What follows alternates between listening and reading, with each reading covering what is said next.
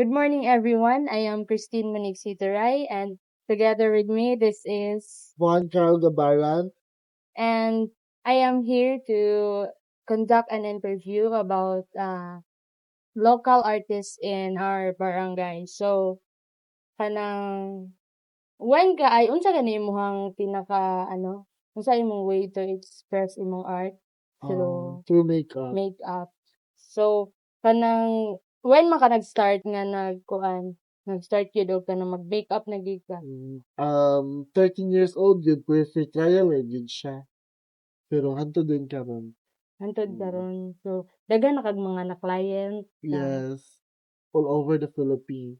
Philippines. So, baka travel-travel pud ka Oo. na sa imong Bisan pag-makeup lang. asa, Bisan asa, like, kung na client from kuan, Kamigin, Mm, karong umabot ka July, kinaga namin client from Siargao. Siargao. So, kanang imong mga expenses free ra or Free free expenses ra gyud from the client. Mm. Then, accommodation, sila Mm. ang client na magbayad. Okay. So, unsa man gyud nag-inspired sa imo para mag-start ka sa imong makeup? Wala gyud inspired sa ako, nigawas siya gini siya as Mm. talent. Wala gyud. Muna gini siya, passion gid siya, dayon, wala gyud, kanang kalingaw pud ko. Kalingaw pud ka sa iya. So, unsa man gyud ang pinaka materials nimo or essential gyud kayo nga kuan ginagamit nimo para nga dili gyud pwede mawala kung mag-makeup ka? Number one yun is very essential. You can't do Mm. anything kung wala kay makeup brush. Makeup brush. The same time with your paano yun, mga tools gid nimo as in makeup brush, foundation, Mm. eyeshadow, mura gid mga contour na daghan pang uban. Ganun.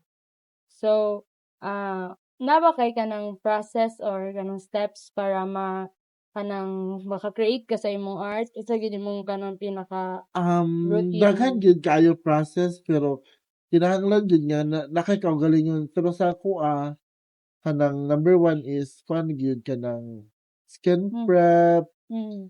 hantod ahead and mag foundation, ahead na yun tanan the rest of kuan motto nun is sunod-sunod na dayon.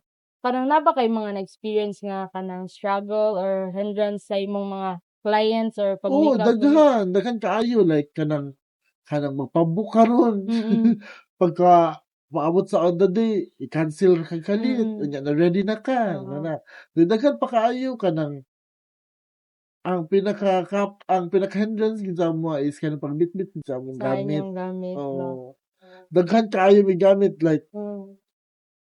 makeup chair, mga lights, mga Oo. makeup pa nimo. Paabot din sa venue kay gi-cancel din ka sa Gi-cancel. client. Unya wala kay sakyanan, Oo. mura gid na ang hindrance gid sa amo. Hindrance yun. Isa jud kayo. Gusto jud kay basta kanang i-cancel kas client.